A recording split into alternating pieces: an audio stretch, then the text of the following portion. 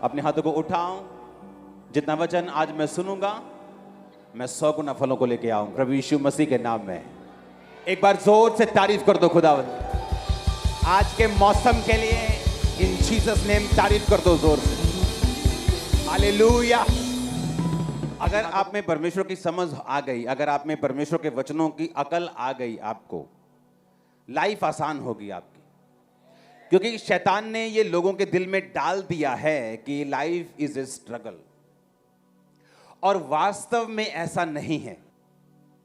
आपने कभी ऐसा देखा है कभी कि हस्बैंड वाइफ बात कर रहे हैं, चलो आओ 2-3 बच्चे पैदा करते ताकि वो खूब संघर्ष कर सकें, खूब बीमार रहें जब वो बड़े हों, खूब फाइनेंशियल स्ट्रगल में रहें, बीमार हॉस्पिटल के बाद हॉस्पिटल घूमें, अच्छी तरह से बेइज्जत हों, चलो आओ 2-3 बच्चे पैदा करते हैं। ऐसा होता है क्या? एक मजदूर, एक लो इनकम क्लास फैमिली भी यही सोचती है अपने बच्चों को बाहर भेजना है पढ़ने के लिए। जो हमने संघर्ष किया है ये लोग नहीं करेंगे, क्योंकि बाइबल कहती है अगर तुम बुरे होकर अपने बच्चों को भली वस्तु देना जानते हो, तुम डाका भी मारते हो, चोरी भी करते हो अपने बच्चों को पालने के लिए, लेकिन परमेश्वर कहता तुम बुरे होकर अपने बच्चों को भली वस्तुएं देना जानते हो, तो तुम्हारा स्वर्गीय पिता अपने मांगने वालों को अच्छी वस्तुएं क्यों नहीं देगा। और जब ये बात आपके खाने में पड़ गई, सुनो, जो परमेश्वर ने कहा अगर तुम्हें ये खाने में पड़ गई कि अगर तुम्हारा बुरा बाप, बुरे लोग अपने बच्चों को बुरे होकर अच्छी वस्तुएं देना जानते हैं, तो मैं तुम्हें क्यों नहीं दूंगा। तो ये खाने में जाना जरूरी है कि परमेश्वर हमें भली वस्तुएं देने के लिए अपने पास बुलाता है, और शैतान नहीं चाहता कि हम वो देखें जो परमेश्वर हमें दिखाना चाहता है। रोज की रोटी का जो पहला प्रोग्राम था उसमें क्या वचन दिया था कि शैतान जब हवा के पास आया, उसने कहा ये कौन सा फल है जो तूने खाने के लिए प्रभु ने मना किया है। कहती ये भले और बुरे के ज्ञान का वृक्ष है, सारे फल हम खा सकते हैं पर ये फल नहीं खा सकते, क्योंकि जिस दिन हम ये फल खाएंगे मर जाएंगे। कहता चल ली ना होवे, वही तो फल है खाने वाला, यही खा के तो तू परमेश्वर दे समान हो जाना, तू परमेश्वर दे वांगू हो जाना, तेनू पता लगन लग जाना चंगी माड़ी हर गल दा। परमेश्वर नहीं चाहता तू ये वेखें। शैतान झूठ के साथ आता और वो झूठ के साथ आया और हवा को भरमाया। हवा ये भूल गई कि वो पहले से ही परमेश्वर के समान बनाई गई है। बाइबल कहती परमेश्वर ने आदम को, हवा को अपनी समानता में अपने जैसा बनाया। एग्जैक्ट परमेश्वर ने अपनी कॉपी आपको और मुझको बनाया। तो ये पहले से हम कॉपी थे, तो उसको शैतान ने उसको भरमा दिया कि नहीं ये खाना पड़ेगा तेरे को। बाइबल कहती जब उसने खाया और परमेश्वर जब शाम को वाटिका में घूमने के लिए आया, तो परमेश्वर ने कहा आदम तू कहाँ है। उसने कहा मैं तेरी आवाज सुनकर छुप गया था क्योंकि मैं नंगा था। उसने कहा किसने बताया तू नंगा है, क्या तूने वही फल खाया जो मैंने खाने के लिए मना किया था। कहना हाँ, हवा ने मुझे दिया और मैंने भी खाया। और तब वो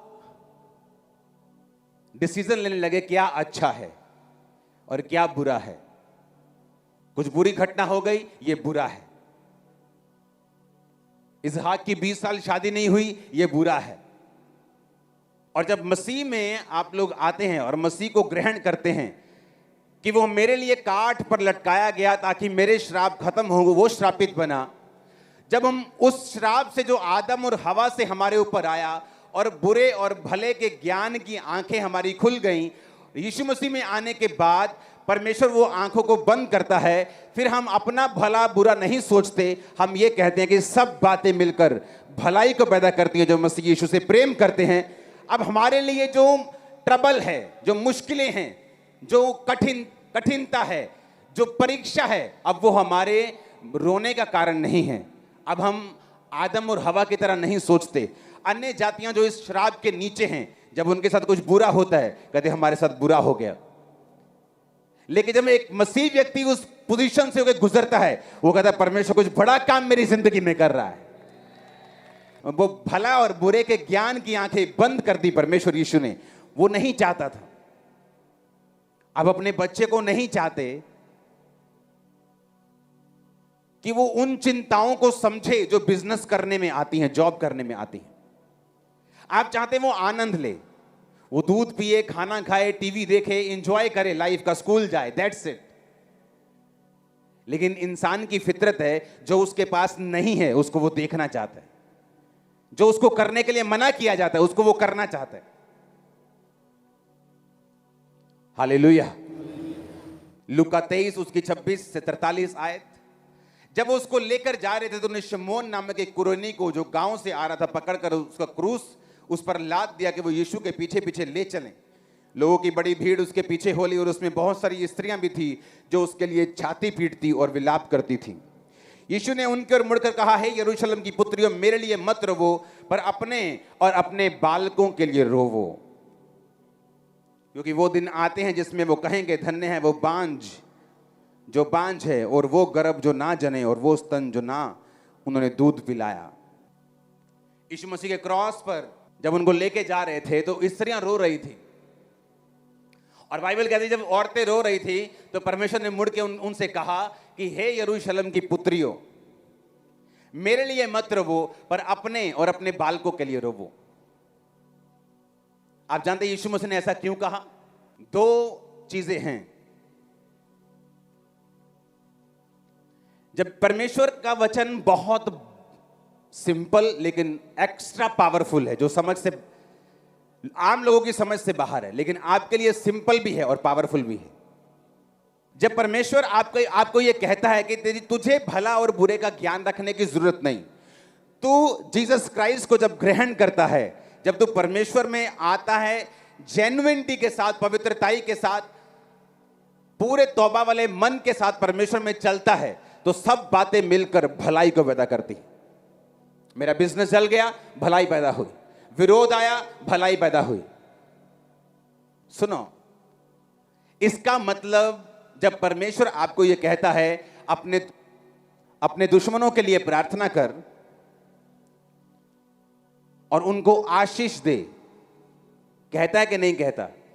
इसका मतलब ये कतई नहीं है कि परमेश्वर उनको छोड़ेगा।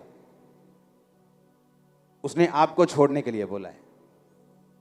जिस दिन बाइबल की समझ आपको आती है, परमेश्वर कहता है अगर तू अपने दुश्मन को माफ कर दे तो तू उसके सिर पर अंगारों का क्या लगाएगा? ढेर लगाएगा।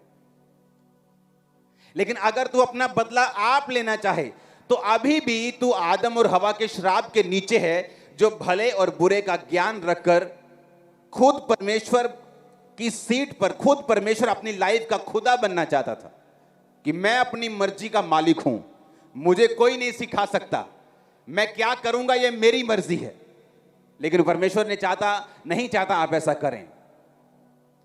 जीसस क्राइस्ट को जब लेके जा रहे थे, उससे पहले एक घटना हुई थी मत्ती 27 उसकी 24 से 26 में। पिलातुस ने देखा कि कुछ बन नहीं पड़ता परंतु हुल्लड़ बढ़ता जाता है, तो उसने पानी लेकर भीड़ के सामने अपने हाथ धोकर कहा, मैं यीशु मसीह के लहू से निर्दोष हूं, तुम जानो। जब पिलातुस ने देख लिया कि यीशु मसीह पे कोई दोष साबित नहीं हो रहा, जितने दोष ये लगा रहे हैं उनमें से कोई एक भी दोष प्रूफ नहीं है, कोई साबित नहीं हुआ, तो वो यीशु मसीह से कहता भी रहा, भाई साहब अगर आप मुंह से बोल दें एक बार कि आप निर्दोष हैं तो मुझे आपको छोड़ना पड़ेगा, क्योंकि आपके खिलाफ कोई भी सबूत नहीं। तो यीशु मसीह ने कहा, मैं इनकी मर्जी से नहीं अपनी मर्जी से पकड़वाया गया हूं, ताकि मैं मारा जाऊं, तीसरे दिन मुर्दों में से जी उठूं। तुझे जो करना है कर। बाइबल कहती है पिलातुस बाहर आके एक कटोरा लिया, अपना हाथ उसमें धोया और बोला, मैं इस धर्मी के लहू से निर्दोष हूं।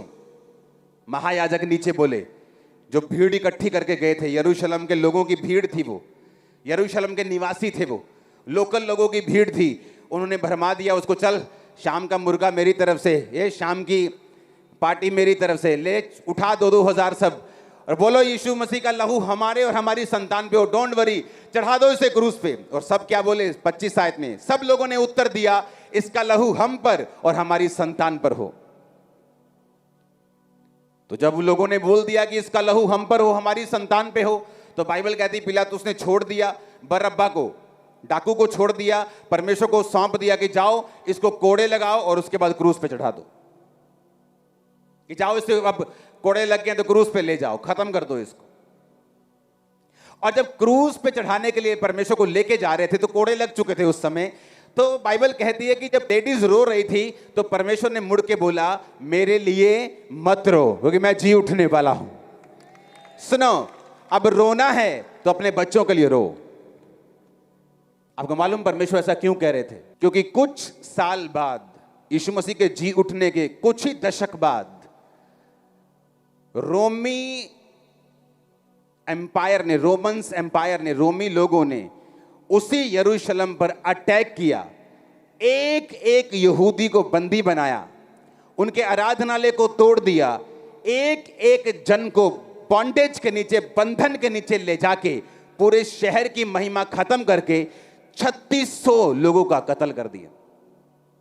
और वो सारे कौन थे?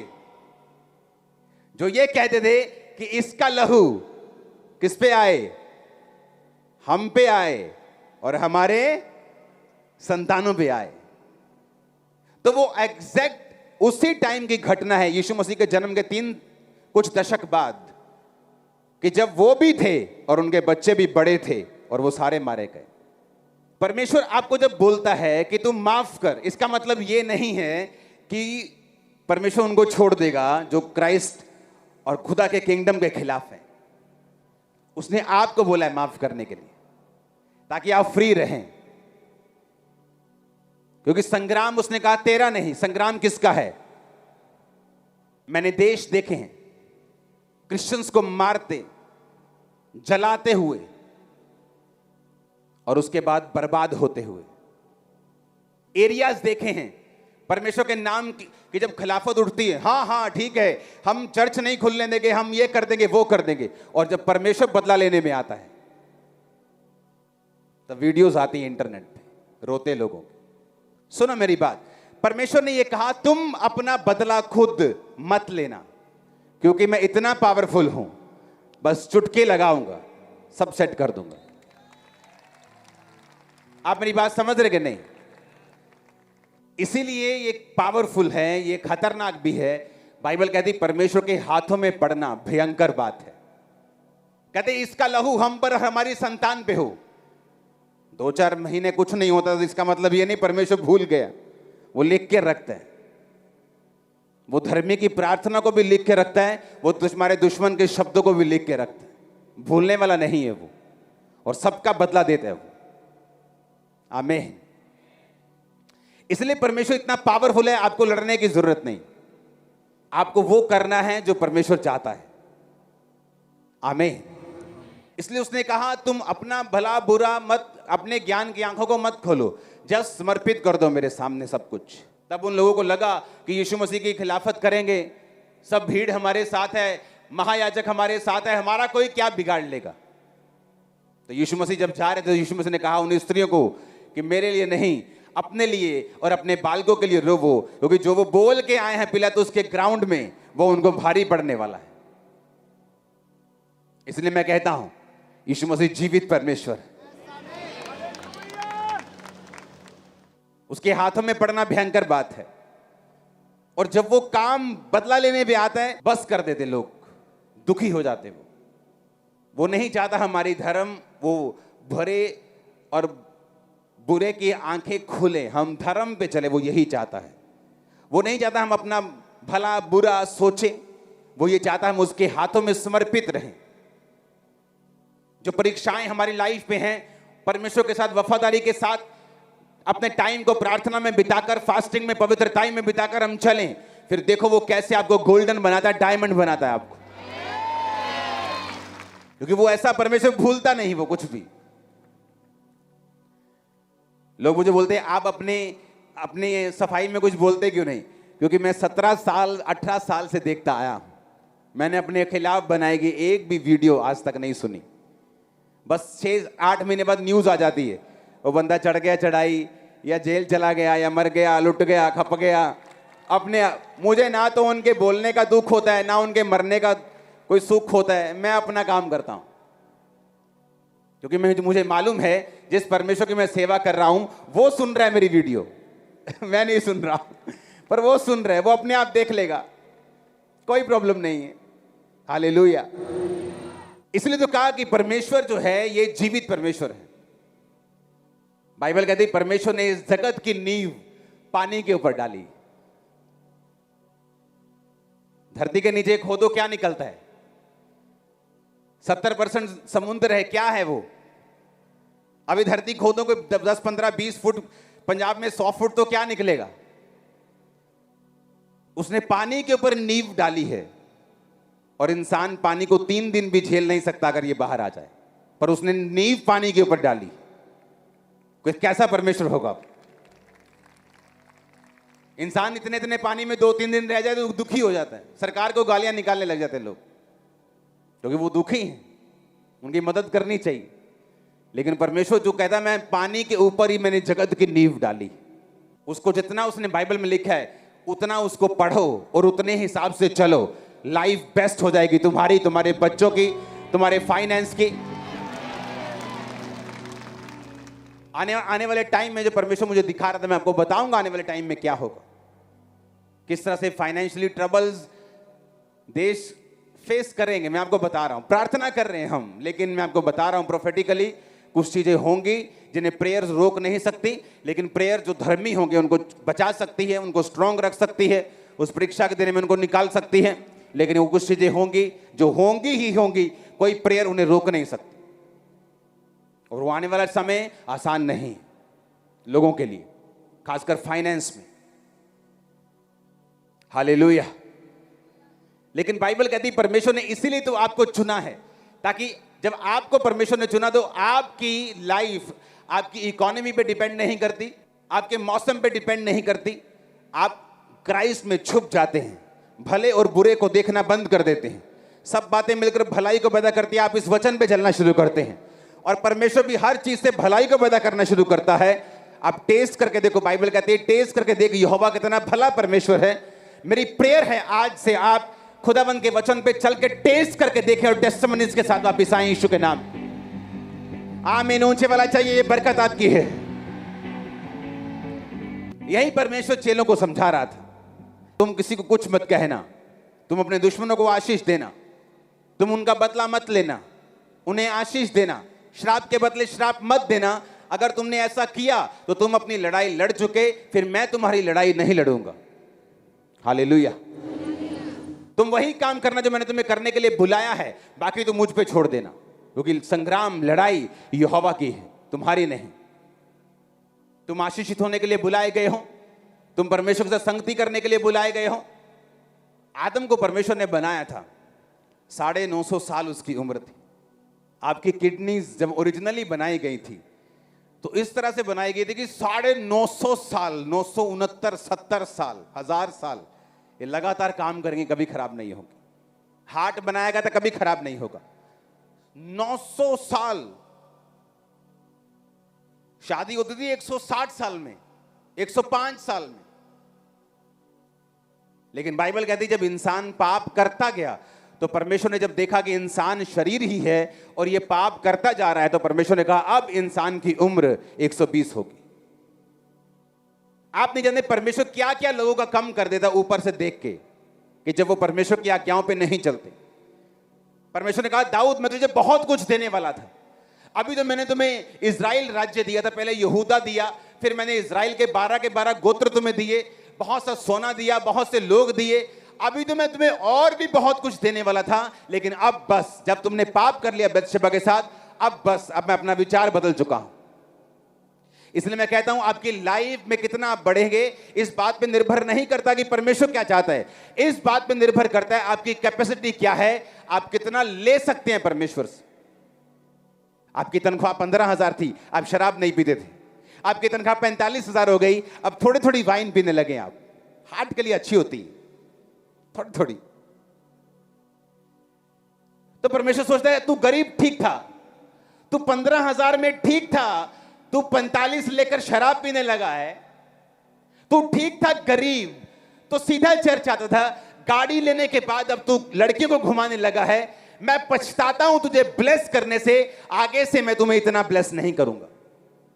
तू अच्छा था जब नोकिया 1100 तेरे पास था, जब फोन करता था, अब स्मार्टफोन है तो तू ब्लू फिल्मों को देखता है, मैं तेरी ब्लेसिंग को रोक के रखूंगा। जब परमेश्वर ने कहा आदमी के साथ मैं सदा लो विवाद ना करता रहूंगा, क्योंकि आदमी शरीर ही है, इसलिए मनुष्य की आयु 120 साल की होगी। तो आपको क्या लगता है, क्या अनाउंसमेंट हुई थी स्वर्ग से, अनाउंसमेंट हो रही है कि भाई साहब तुम्हारी उम्र 120 होगी? अब परमेश्वर ने दिल में सोचा अपने, या स्वर्गदूतों से बात की होगी? लेकिन जो लोग धरती पे एंजॉय कर रहे थे उन्हें यह बात नहीं मालूम थी। आज वही हाल लोगों का है, उन्हें मालूम नहीं कहां से वो कट हो रहे हैं, किधर से। आप स्टोरी सुनो लोगों की। मैं बड़ा आशीषित था। सन 1980 में मेरी बड़ी सेवकाई थी। सन 1995 में मेरा बड़ा बिजनेस था। उसके बाद क्या हुआ? परमेश्वर आपको टेम्परेरी आशीष नहीं देता। आप अपने बच्चों को एक दिन अमीर और एक दिन गरीब नहीं रखना चाहते।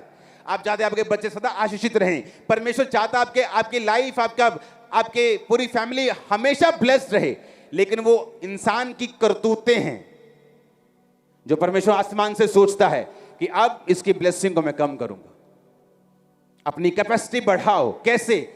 खुदा ने जो दिया। आप साइकिल पे थे, आप चर्च में आए पवित्रताई में चलते हुए। अब गाड़ी ले लिया आपने, अब 2 रूहों को आप लेके आते हो चर्च में। खुदा कहता है मैं तुम्हें और दूंगा। तुम बीमार थे तो चर्च में आते थे, अब तुम हील होके 10 लोगों को लेके आ रहे हो। खुदा सोचता मैं तुम्हें और बरकत दूंगा। दाऊद के बारे में उसने सोच के रखा हुआ था। कहता दाऊद मैंने सोच के रखा था मैं तुम्हें और भी बहुत सी ब्लेसिंग दूंगा क्योंकि तू मेरे दिल के अनुसार चलने वाला था।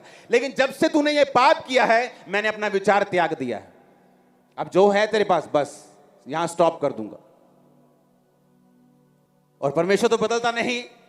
वो दाऊद के बारे में वही सोचता था, नूह के टाइम में लोगों के बारे में वही सोचता था। आज भी वो आपके बारे में, मेरे बारे में यही सोचता है कि जितना हम थैंक्स गिविंग करेंगे, जो खुदा दे रहा है उसके लिए थैंक्स करेंगे, पवित्रताई में रहेंगे, सामर्थ में चलेंगे।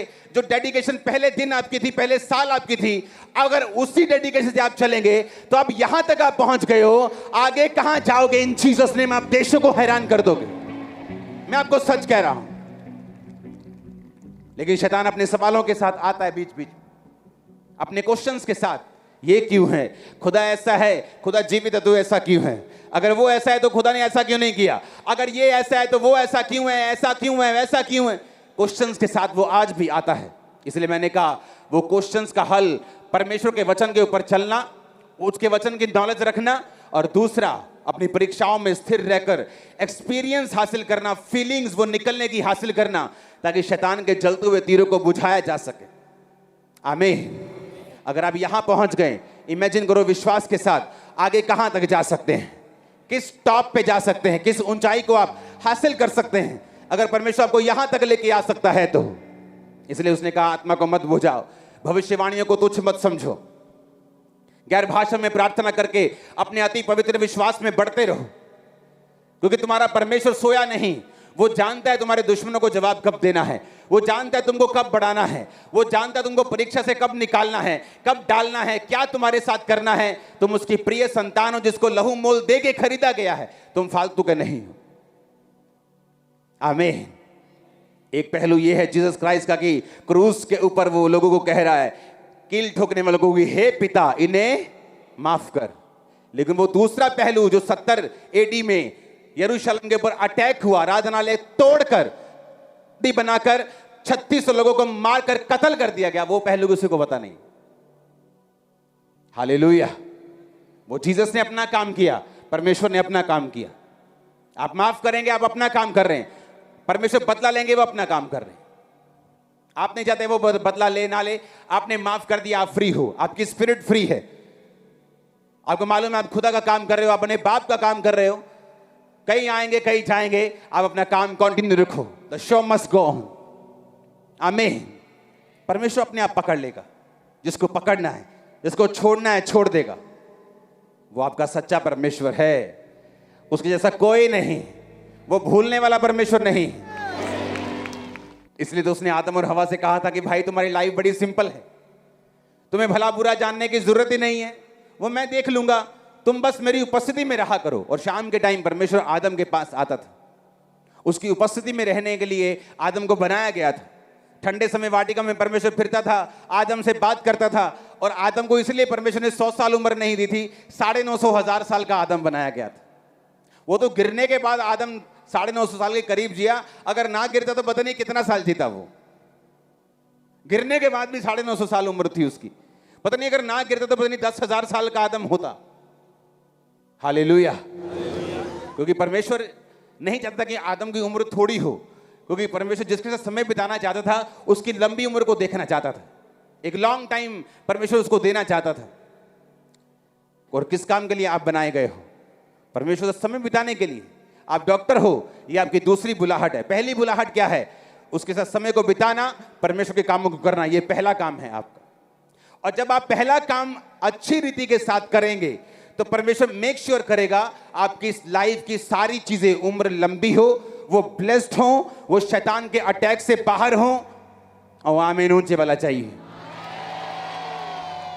लेकिन जब वो देखेगा कि आदम को जिस काम के लिए बनाया गया वो काम तो छोड़ दिया उसने, वो तो फिर रहा है, वो तो भटक रहा है इधर उधर, और इसलिए परमेश्वर ने आदम को, उसने लंगोट पत्ते के बना लिए थे। परमेश्वर ने बाइबल में लिखा कि उसने चमड़े के अंग रखे आदम को पहना दिए। चमड़ा कहां से आया? क्योंकि एक भेड़ कुर्बान की गई। उस भेड़ की कुर्बानी के साथ उसके चमड़े से आदम और हवा के नंगेपन को ढक दिया गया। वो भेड़ यीशु मसीह थी, और ये प्रोफेटिक वर्ड था कि यीशु मसीह की कुर्बानी से ही तुम्हारा नंगापन ढका जाएगा। और थैंक यू जीसस, बोलो हम ढके गए हैं। आज हम आगे बढ़ सकते हैं यीशु के नाम में, आगे जा सकते हैं यीशु के नाम में, बड़े काम कर सकते हैं यीशु मसीह के नाम में, खुदा में चल सकते हैं, बड़े काम कर सकते हैं, अपने और अपने परिवार का उद्धार होते हुए देख सकते हैं, हीलिंग को देख सकते हैं। आमीन ऊंचे वाला चाहिए चर्च, आमीन ऊंचे वाला चाहिए। हालेलुया। लेकिन आज चर्च में बहुत से लोग आए होंगे, मेरे फाइनेंस के लिए प्रार्थना करवाने के लिए मैं आया हूं, तो उन्हें यह नहीं मालूम कि तुम अपने फाइनेंस की ब्लेसिंग के लिए पैदा नहीं हुए थे, तुम परमेश्वर के साथ समय बिताने के लिए पैदा हुए थे। जब तुमने अपना पहला कर्म छोड़ दिया, मेजर काम जो किसके लिए बनाए गए थे छोड़ दिया, तो बाकी सब चीजों में तुम दुखी हो। जिन लोगों को लगता है मेरा काम ही मेरा धर्म है, बहुत लोगों का ये डायलॉग है, मेरा काम ही मेरा धर्म है, मैंने बड़ा दुखी देखा है उनको, आज नहीं तो कल। वो काम हमारा दूसरा है, वो पहला काम कुछ और है। आमीन। आप जब लग गए उस पहले काम में, तो परमेश्वर आपका मकान बनाना शुरू कर देगा। कौन सा मकान? आपकी लाइफ रूपी मकान। चट्टान के ऊपर वो नींव को डालेगा, धीरे धीरे धीरे धीरे, क्योंकि चट्टान के ऊपर बनाए घर को टाइम लगता है, लेकिन वो पक्का बनता है। लेकिन जब आंधी और तूफान और बाढ़ें आएंगी तो तुम्हारा घर नहीं ढटेगा, क्योंकि वो पक्के के ऊपर बना है, वो रेत के ऊपर नहीं बना हुआ। तो जब आप परमेश्वर में चलना शुरू करेंगे, दुनिया क्या कहती है? क्योंकि दुनिया इमरजेंसी में फिर काम नहीं आती, कहती तो बहुत कुछ है, ये रिश्तेदार भी बहुत कुछ कहते हैं, लेकिन इमरजेंसी में इनको पुकार के देखो, फोन बंद कर लेते रिश्तेदार। हाँ, अब मुझे जरूरत नहीं पड़ी 19 सालों से, लोग बताते फोन बंद कर लिया, मिलते नहीं जी, बात नहीं सुनते इमरजेंसी में। लेकिन ये बोल सकते हैं जीसस को मत मानो, चर्च मत जाओ, तुम्हारा धर्म बदल देंगे। लेकिन यीशु मसीह ने क्या कहा? इमरजेंसी के दिन तू मुझे पुकार, मैं तुझे उत्तर दूंगा। हालेलुया। मैं तेरा हाथ पकड़कर तुझे संकट से छुड़ाऊंगा। संकट के दिन मुझे पुकार, मैं तेरी महिमा को बढ़ाऊंगा, मैं तुझे छुड़ाकर। ओ आमीन ऊंचे वाला चाहिए चर्च। तो तू मुझे पुकार इमरजेंसी में, अपने रिश्तेदार को पुकारने की जरूरत नहीं। अगर तेरा संबंध परमेश्वर के साथ है तो कहता उसे पुकार। हालेलुया। और यही काम करने के लिए, परमेश्वर के साथ संबंध, रिश्तों को कायम करने के लिए आप बुलाए गए। फिर आपको अपना भला बुरा सोचने की जरूरत नहीं। मैं 29 की हो गई हूं, मेरी शादी नहीं हुई, बड़ा बुरा हो रहा है। डोंट वरी, अच्छी चीजें, अच्छे हस्बैंड बनने में टाइम लगता है कई बार। आप बेस्ट को लोगे इन जीसस ने। अगर आप परमेश्वर में हो तो, अगर आप अपनी लाइफ को पवित्रताई में चला रहे हो, प्रार्थना में चला रहे हो, आपको बिलीव करना है कि मैं बेस्ट को लेने वाला हूं, मैं बेस्ट को लेने वाली हूं। आमीन, आमीन। आपको यह विश्वास करना है फिर, क्योंकि बाइबल कहती, परमेश्वर ने कहा कि सब बातें फिर मिलकर भलाई को पैदा करती हैं जो मसीह से प्रेम करते हैं, अर्थात वो जो उसकी इच्छा के अनुसार बुलाए गए। आप बुलाए गए हैं कि नहीं बुलाए गए? चुने भी गए हैं यीशु के नाम में, बैप्टाइज हैं, पवित्र आत्मा से भरे हुए उसकी संतान हैं। बेस्ट को लेने के लिए तैयार हो जाओ। आमीन। मेरे को खड़कदार चाहिए जरा ऊंचा सा।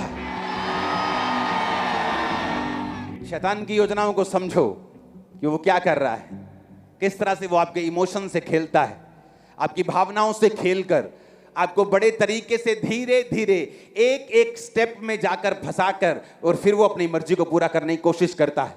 लेकिन परमेश्वर का आत्मा भी काम करता है। अगर आप वचनों को सुनेंगे, टेस्टिमनीज को सुनेंगे, संगति में बने रहेंगे, मन कई बार ना हो तो भी प्रेयर में बने रहेंगे, परमेश्वर साबित करेगा अपने भलाई को आपकी लाइफ के ऊपर। टेस्टिमनीज आपकी लाइफ का हिस्सा होंगे। आमीन ऊंचा चाहिए चर्च। Hallelujah, hallelujah. अपने हाथों को उठाओ, थैंक यू जीसस बोलते हुए